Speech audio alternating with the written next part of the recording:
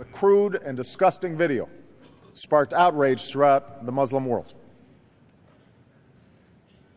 Now, I have made it clear that the United States government had nothing to do with this video, and I believe its message must be rejected by all who respect our common humanity. It is an insult not only to Muslims, but to America as well. For as the city outside these walls makes clear, we are a country that has welcomed people of every race and every faith. We are home to Muslims who worship across our country. We not only respect the freedom of religion, we have laws that protect individuals from being harmed because of how they look or what they believe.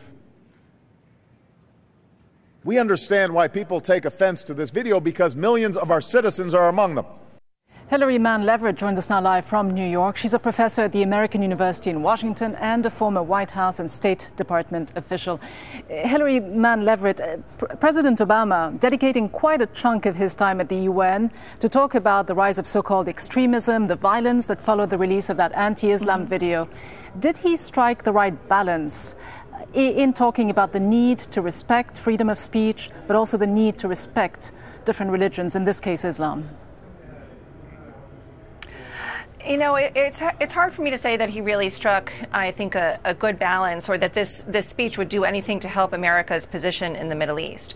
What is never said, but is critically important to say, is that a lot of the anger that we see in the Middle East, and this is borne out by public opinion polling done year after year after year, has a lot to do with U.S. policies in the Middle East, not just one video being produced, but years of U.S. policies that have included invasions that have killed literally thousands, hundreds of thousands of people. That's something that never gets addressed, and I think that's something that President Obama, didn't mention at all in this address. So in terms of doing something to shore up America's position in the Middle East, I don't think this address was meant to do that. I don't think it did that.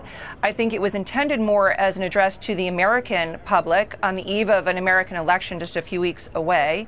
And I think it was an attempt to tell the American people that what we have done in the Middle East in the past couple of years on his watch has been good. It's an attempt to rewrite the narrative of our support for years of dictatorship under Hosni Mubarak in Egypt and dictatorship in Tunisia, Yemen, even in Libya, and that he's done the right thing. It's an attempt by the president, I think, to rewrite that narrative on the eve of an election where now candidate Romney thinks that maybe the president is vulnerable in an area of foreign policy where he didn't sense that maybe even just a few weeks ago. And does he, as you say, he is in full campaign mode. How much of his speech was designed to fend off any attacks he may encounter from the Republican right about being weak on foreign policy, being weak on Iran, about being weak in the face of the rise of so-called extremism in the Muslim world?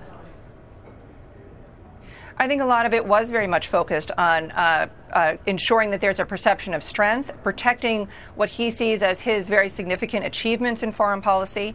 But again, the problem is there's a disconnect with what the president and his administration thinks are achievements and reality, what actually happened. The United States was not really in support of democratization in the Middle East. It has been very much in favor of supporting dictatorships in the Middle East, especially where they serve our interests. So this idea that he's going to be able to rewrite the narrative, score a few points and get reelected, it may work in the short term. But what we have seen for years for the United States is this kind of policy does not work to help protect U.S. interests or literally American lives on the ground. And it's just astounding that more than a decade after 9/11, I served in the U.S. government. I was here in New York at the U.S. mission to the United Nations on 9/11, that we still cannot have an honest, decent discussion about what U.S. policy does in the Middle East to engender this kind of response to try to use violence. It's as if President Obama was quoting a page out of Secretary of Defense